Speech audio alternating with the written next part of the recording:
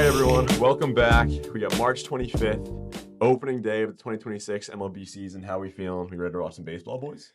Not today, Not- but once okay. the Red Sox start, I mean, yeah, we're getting back into Yankees, it. Giants. I'm pretty ready to hate watch the Yankees. Right. So. I mean, it's two small market teams. I mean, Yeah. it wouldn't really draw that much attention. No. So, 2026 season. One of the biggest things to watch for is the Los Angeles Dodgers on their quest to complete the three-peat, obviously two-time defending champions.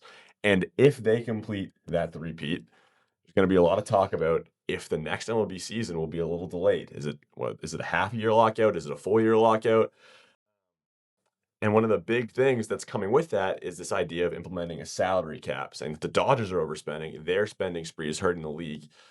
But I think it's worth arguing that you can look at it another way, that other teams aren't spending enough. I pulled up a statistic basically using the past 2 years, 2024 revenue and 2025 payroll. And it's payroll, the 2025 payroll divided by 2024 revenue, which gets you basically how much a team is reinvesting what they earned back into their team the next year.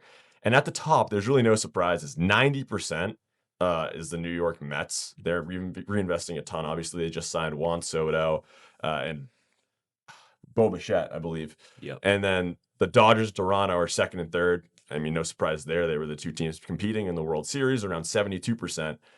And then you get down the list and you notice these teams that definitely should be reinvesting more based on their market, but they're underperforming. Red Sox, but there are teams above them that you would think they should totally be performing better, but they don't have enough assets. For example, the Yankees at number 11 at just below 50%. They have a great pitching staff, all the starting pitching staff, and their relievers you could point to are a little bit underwhelming. They had a lot of trouble finding out who their closer would be towards the end of the year. Of course, they settled on David Bednar, but that was up in the air for a while, and obviously they lost in the divisional round, got absolutely trounced by the Blue Jays. And besides Judge, they do need. I mean, they just signed Cody Bellinger to that 4-year contract, I believe it is. Big but money. They need some more help, and obviously you'd look towards maybe they're not committing enough. And Aaron Judge this past offseason said, "Come on, we're the New York Yankees. Like I'm expecting us to sign big bats." So there's a problem there. Now, you say that, but they do have the third highest payroll for this upcoming season. They do, but they also make the second most. Yes, looking at this, the second most in terms of revenue, and it's not even a large market. Yeah, it's not even close. Them and the Dodgers are far above. Only two teams crack 700 million, and it's just them and the Dodgers. Only two teams crack 600 million. Right. Yeah. I mean, if you want to get more specific, that's what I mean. And they're not. The New York Yankees are the New York Yankees, but realistically, they haven't won a championship since 2009, I believe. Yep. And that's obviously the Jeter and A-Rod days. And we've been talking about getting Judge and Chip for this long, and there's nothing for it, nothing to show for it. It's so New York. It is so. It's so New York. And they're gonna play their song after they win the wild card deciding game against us. When it's like you just got absolutely killed in the divisional round. Is that what you want your season to come to? It's really all you can hope for as a Yankees fan. And then got absolutely bitched by the Dodgers 2 years ago. So it was terrible. And then next season it's more of the same, but even worse. And going down the list, Detroit Tigers. This one's an interesting one for me. They obviously make about half the amount of revenue the Yankees do, so it's not as much. And they only spend 49.3% of their revenue back. They only spent 49.3% of their revenue back into the team. Obviously, there's room to spend more. And why I would say that there's a sense of urgency and why I pointed that out, they got Tariq Skubal just last year of contract. And he probably draws a huge percent of their fan base. If they want to keep momentum like that they've been establishing, that they've been performing well going into future seasons, they have to sign him. They have to open up a blank check. And it could probably be a bit less than what other teams are asking for. You think?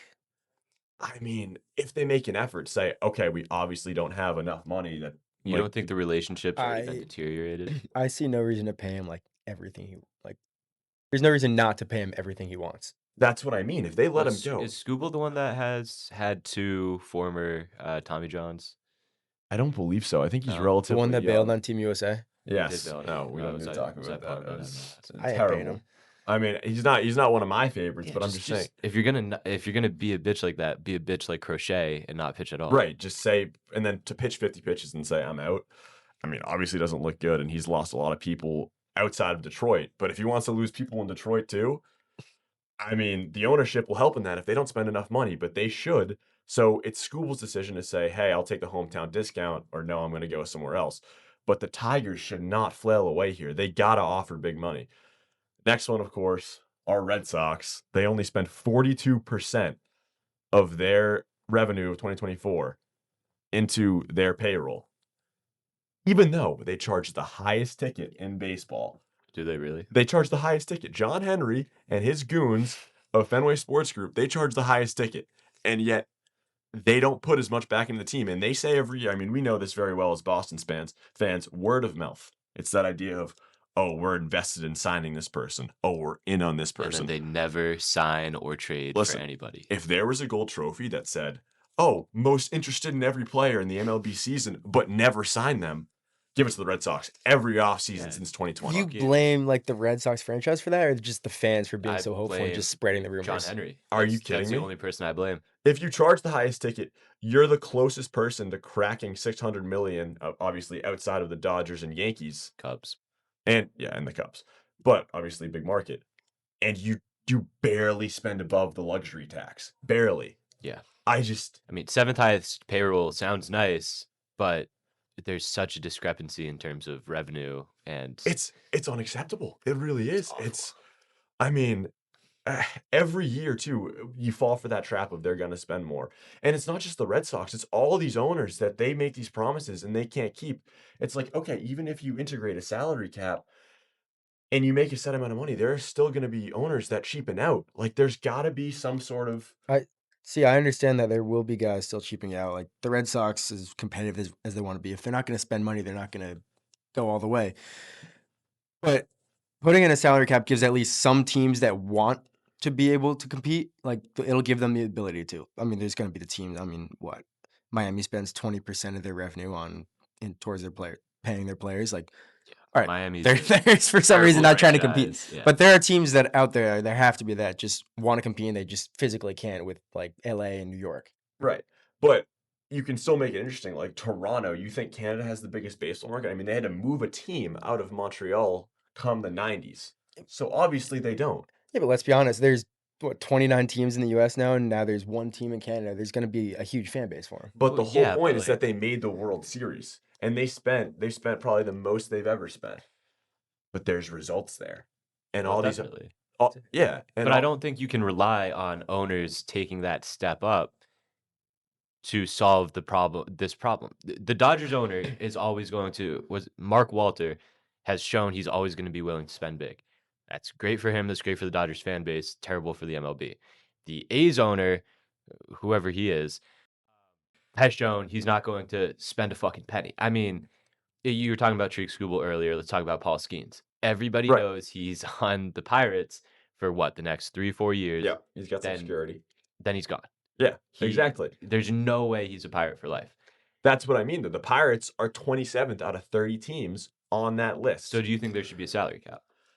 Pirates make like half the money that the Dodgers spend on their payroll. Yeah, but it's a double-headed monster where yes, the Dodgers overspend, but so many of these teams, for example, 27 out of the 30 teams in the league make at least 300 million in revenue, and the luxury tax, to be specific, 2025 was 241 million, and yet only 7 teams spent above the luxury tax.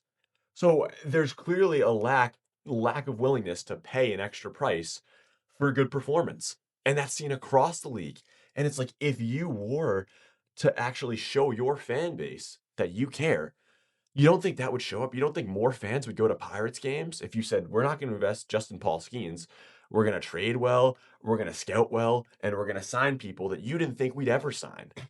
But that's just so out of the picture because these owners, they don't give a shit. They don't. But like if they go Including try John Henry. they go try to sign someone, LA is just going to sweep in and pay him more.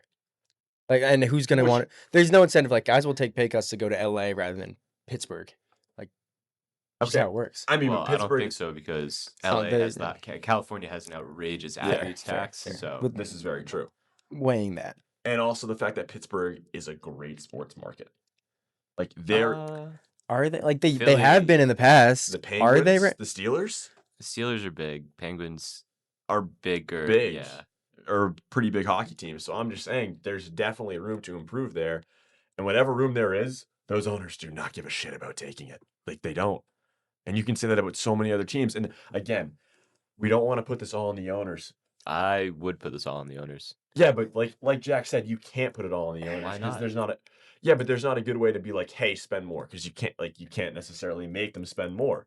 Like they're in their seat. So that's their fault. Right. But I'm just saying, I want them to. There needs to be some way to push them. But that's what I'm saying. The salary cap is not the only way. There's got to be a push to get the What owners. is the only way?